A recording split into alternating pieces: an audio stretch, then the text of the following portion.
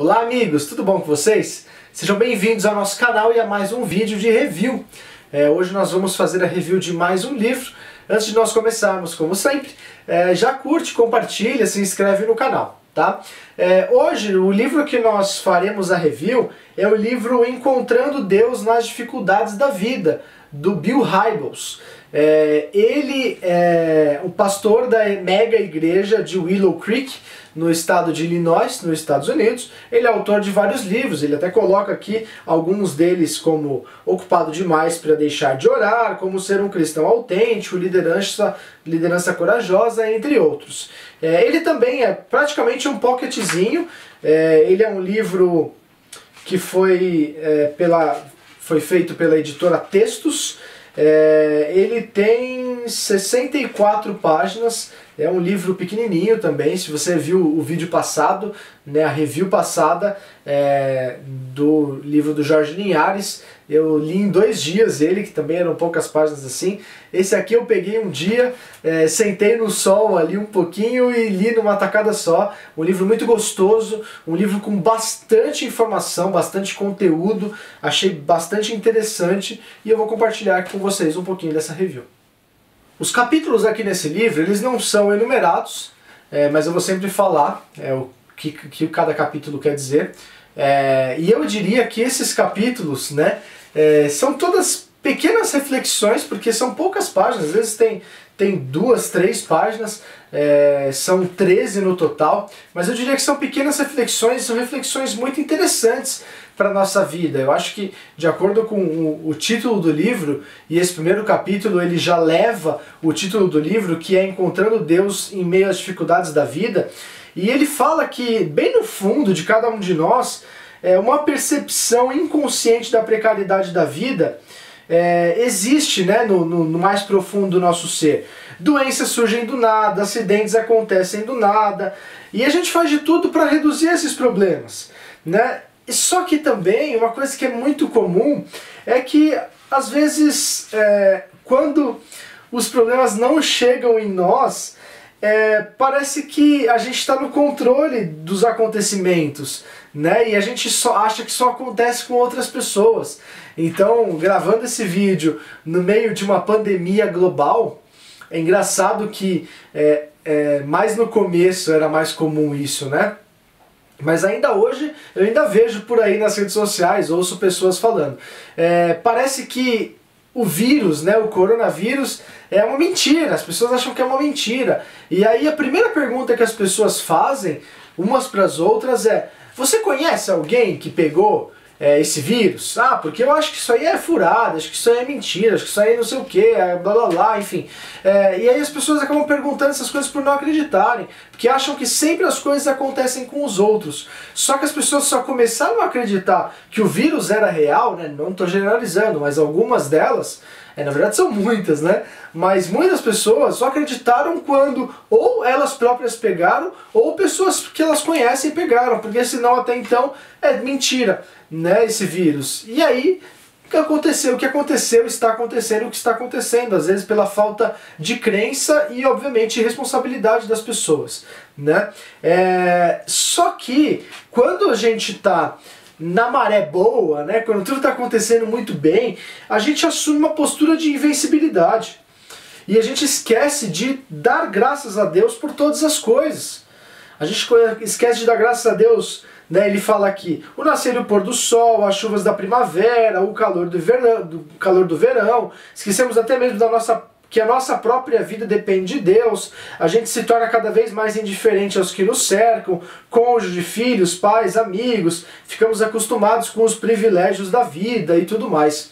E isso eu acho que é uma coisa importante, porque a gente precisa aprender, e volto a dizer, né, cada um tem a sua crença, mas eu acho que a gente tem que ser grato. Eu acho que isso é muito importante. Eu tô gravando esse vídeo num dia que estava um bom tempo sem chover, e ontem choveu, hoje choveu, e ontem quando começou a chover a primeira coisa que eu fiz foi agradecer a Deus.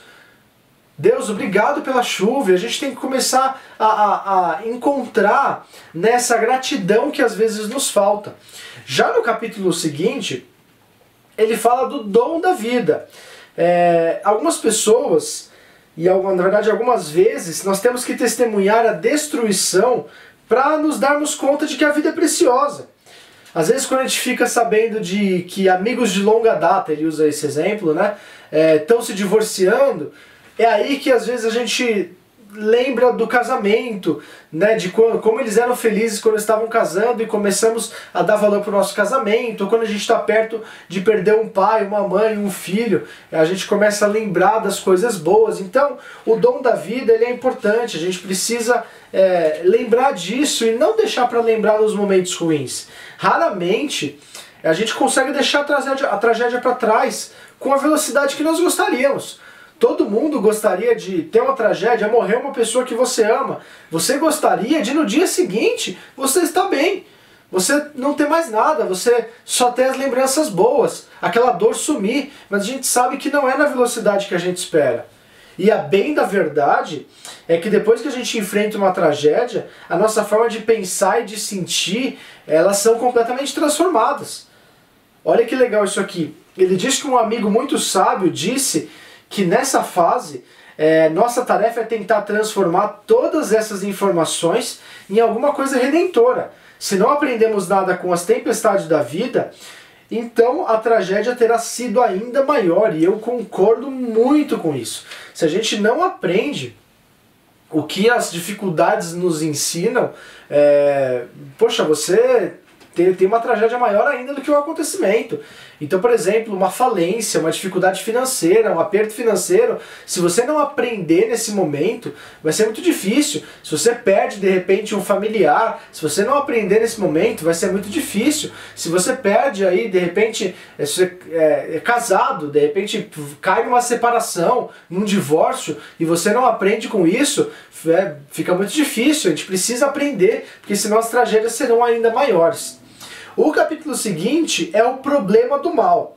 Ele fala que a Bíblia nos ensina que o mundo real, ele existe obviamente, mas também o mundo espiritual é real. Nós vivemos num mundo físico, mas ele também diz, o Bill, que há um mundo espiritual, e esse mundo espiritual é tão real quanto esse nosso. E é óbvio que o mal está vivo e ativo, né, no mundo, e está também nós, né, ativo. Ou seja, a nossa tarefa é descobrir e diminuir esse poder maligno. E como afrouxar a cadeia que esse poder maligno nos prende. O apóstolo Paulo escreveu em Romanos 12, 21 que não se deixe vencer pelo mal, mas vença o mal com o bem. O capítulo 4 aqui, ele fala a reação de Jesus diante do mal. Algumas vezes o mal se estabelece de tal maneira que a única atitude que aparentemente é cabível, né, para nós é uma atitude drástica. Mas se nós continuarmos pagando o mal com o mal, o Bill aqui fala que chegará o dia em que nosso planeta será habitado apenas por gente que come, bebe e dorme ódio e violência. A gente precisa aprender a retribuir, né, o mal com o bem também. Tem gente que fala, Guilherme, mas isso é balela. Tudo bem, aí é um ponto de vista de cada um, mas eu acho interessante, inclusive, como o título né, a reação de Jesus diante do mal, ele coloca aqui uma partezinha do Evangelho de Mateus, capítulo 5, do 38 ao 48, para quem conhece, é o Sermão do Monte. Se você não viu, também tem um vídeo de estudo bíblico sobre o Sermão do Monte, sobre o Evangelho de Mateus, sobre esse pedaço, então você pode conferir também.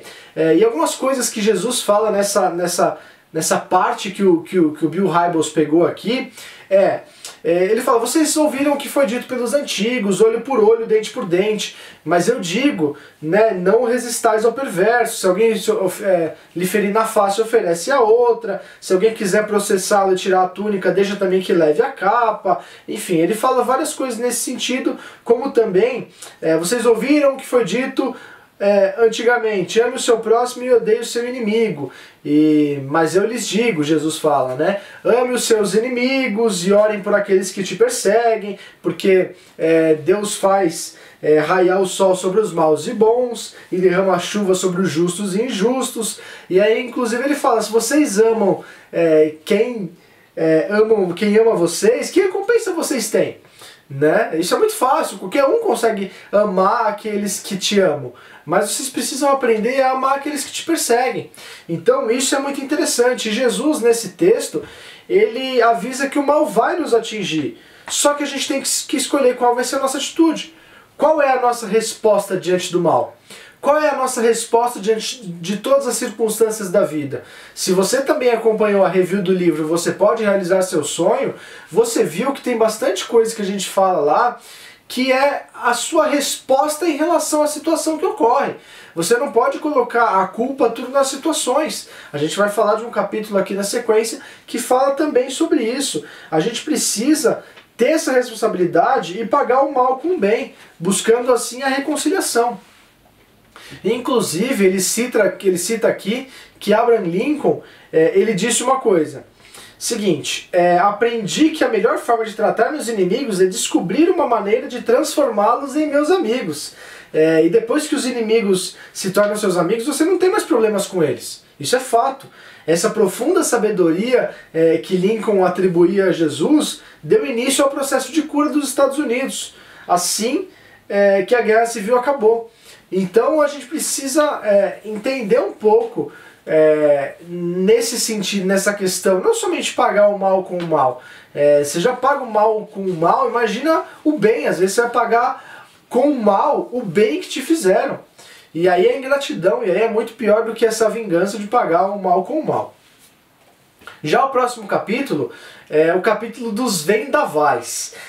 Nem tudo que acontece de tragédia na nossa vida ele vem com algo visível. Tem tragédias que surgem aparentemente do nada, sem um aviso prévio.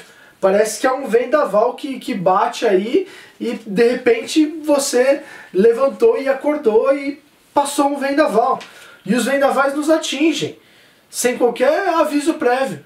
Às vezes é um relatório médico que nos deixa arrasado, às vezes é uma demissão que aparece do nada, às vezes é um advogado que chega com uma carta de divórcio, às vezes é a polícia que vai telefonar para sua casa para dar uma notícia do seu filho. Não sei, essa lista ela pode ser infinita, como o Bill Hybels aqui ele fala. E muitas vezes, nesses momentos, a nossa tendência é questionar. A nossa tendência é ficar mal, é não conseguir dormir e começar a fazer perguntas a nós mesmos, do tipo, por que temos que enfrentar tempestades? Por que tudo isso sobreveio a mim e a minha família? Ou também perguntas piores. Por que Deus, que cremos ser soberano, todo-poderoso e cheio de amor, não se manifestou para me proteger? Sempre por quê, por quê, por quê? E às vezes não é o porquê. Às vezes a gente tem que perguntar qual é o propósito. Por que motivo? Não por que isso aconteceu. Qual foi o motivo? Ou melhor, o que isso vai trazer para a minha vida? Ou melhor, o que eu posso aprender? Já o próximo capítulo é Deus e a tragédia, que ele tem uma sequência lógica, né? A gente percebe aqui e acho muito legal isso. No princípio, quando Deus criou os céus, a terra e o ser humano principalmente, ele deu para nós o que nós chamamos de livre-arbítrio. Se você viu a review passada do livro Sansão de Sacerdote a Palhaço, eu também falei um pouco disso, de propósito diferente de destino. E eu acho que nós temos um propósito na vida. Não acho que Deus precise fazer as coisas ruins, e eu nunca entendi assim, e nunca concordei com as pessoas que, não, isso que aconteceu foi Deus que fez para que você teve uma desgraça, morreu alguém na sua família, enfim, você foi à falência, seja lá o que for, foi Deus que fez isso para que eu aprendesse aquilo. Eu não acho, eu creio num Deus que transforma as maldições em bênçãos. Então eu vejo que Deus deu livre-arbítrio sim quando criou o homem, porque ele não quis marionetes, senão ele penduraria cordinhas e a gente ficaria como marionete, mas ele resolveu assumir esse risco. Ele preferiu dar para nós o livre-arbítrio. E todos nós, em algum momento, é fato que já nos atrapalhamos com esse livre-arbítrio que Deus nos deu. Isso é um fato. Então a gente pode seguir por os dois caminhos. Ou a gente se torna marionete, na verdade nem tem como, né? Ou a gente segue o livre-arbítrio e sempre buscando as melhores opções, sempre buscando fazer o melhor nessa terra. O próximo capítulo, o título é Ventos Criados por Nós. É muito legal esse aqui, vejam só. Sempre que os vendavais me atingem, ele fala, como já aconteceu muitas vezes no passado e provavelmente voltará a acontecer no futuro, minha tendência é ter a reação típica de qualquer humano. Todas as vezes que sou afligido por algum problema, eu clamo: Deus, por quê? Não sei por que o Senhor permitiu que isso acontecesse, por que o Senhor não me protegeu? Mas quando decido analisar com cuidado a situação, às vezes descubro que parte da dor foi causada por mim mesmo, exatamente, não por Deus, por mim. E aí ele dá alguns exemplos aqui de que ele viveu na vida, dizendo: ó, certa manhã eu fui até uma prisão visitar um amigo que estava preso, e como eu sou pastor, ele me perguntou: Bill, por que isso aconteceu comigo enquanto eu estiver preso? Enquanto estiver preso não tenho como sustentar minha família, por que Deus permitiu que tudo isso acontecesse? Aí ele perguntou, só para atender minha curiosidade: você sabia que estava cometendo crime? Aí o cara: sabia. Foi a primeira vez? Ele: não. Você escapou de ser preso de outras vezes? Sim. Aí ele falou: e você arriscou cometer o crime? Ele falou: sim. Aí o Bill fala assim: ele não respondi, mas eu pensei, você queria ser preso, cara. É óbvio. Ele falou uma outra história, que um parente começou a fumar aos 12 anos de idade, fumava 3 maços de cigarro por dia. Quando ele estava com 40 e poucos anos, descobriu que tinha câncer no pulmão e enfrentou essa doença terrível. Morreu no meio de muito sofrimento, mas quando ele estava muito mal, o Bill foi lá visitá-lo. E aí o cara perguntou, né, o parente: como Deus pode fazer uma coisa dessas comigo? Óbvio, né? Não tem como. E aí ele dá alguns outros exemplos aqui. E não adianta a gente colocar a culpa em Deus muitas vezes de coisas que nós fazemos. A nossa capacidade de enganar a nós mesmos, ela é fantástica. Os problemas muitas vezes surgem à nossa frente e o nosso primeiro reflexo é perguntar: Deus, o que está acontecendo? E aí um versículo que essa pessoa que está atrás da câmera sempre fala e gosta muito, né? E eu vou dizer aqui o versículo, em Lamentações 3:39 fala: do que queixa-se o homem, queixe-se dos seus próprios pecados. E essa é uma verdade. Muitas vezes os ventos que são criados são reflexo daquilo que a gente fez, são reflexo das nossas atitudes. Duvido que Deus crie uma situação ruim para que você aprenda. O próximo capítulo é a humanidade desumana. Algumas vezes os nossos problemas eles são causados pela perversidade de outro ser humano. Isso é um fato também, isso é uma coisa que acontece.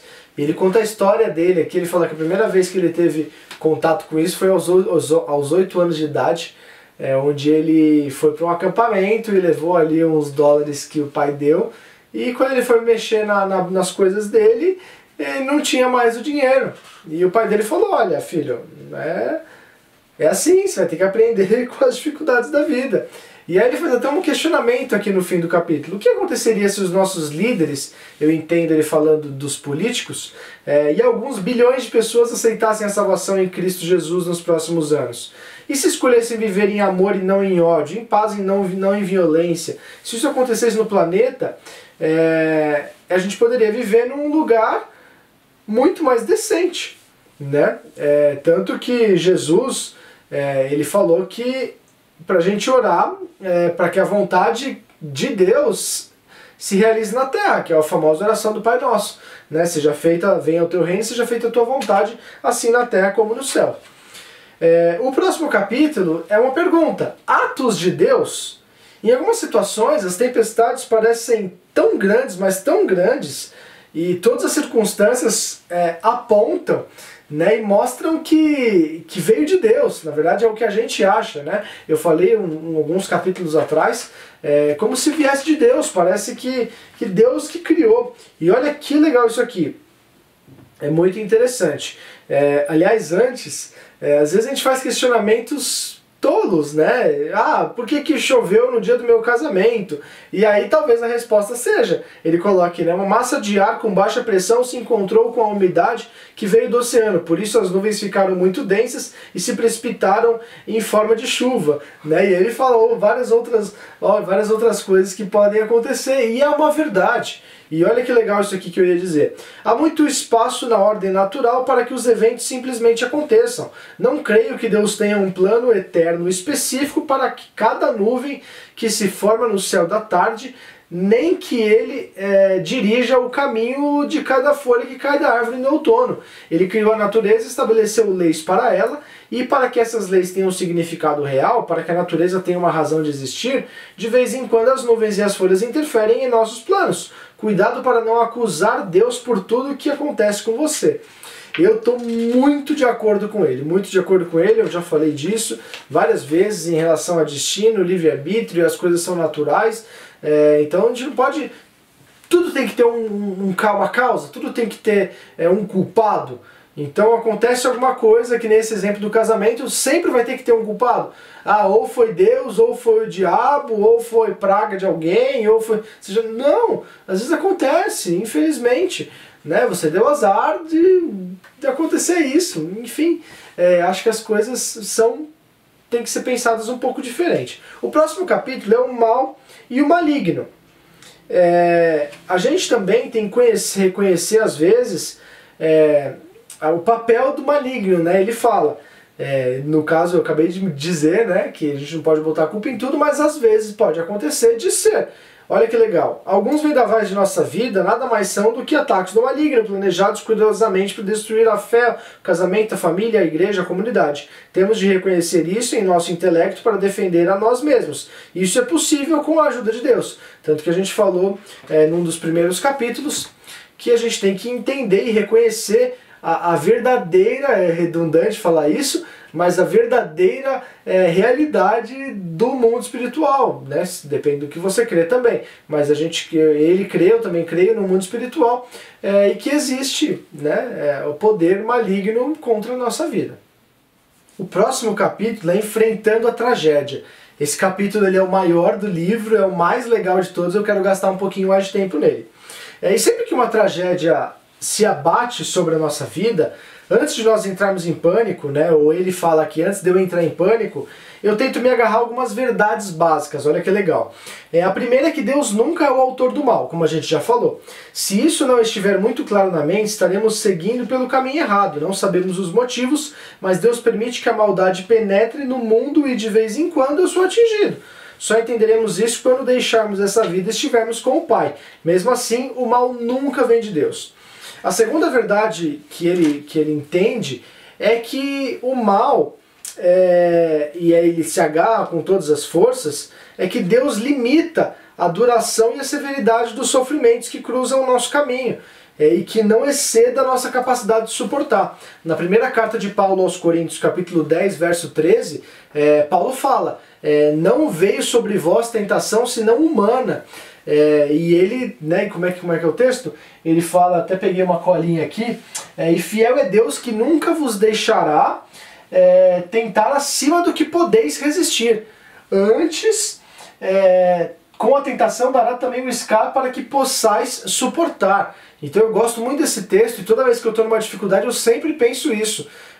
A tentação e a dificuldade, por mais que ele fale de tentação, se você for ler o contexto inteiro, mas eu acho que dá pra gente aplicar em relação de tragédias, como diz aqui, enfrentando a tragédia, eu acho que a gente pode aplicar nisso também e eu sempre levo pra minha vida.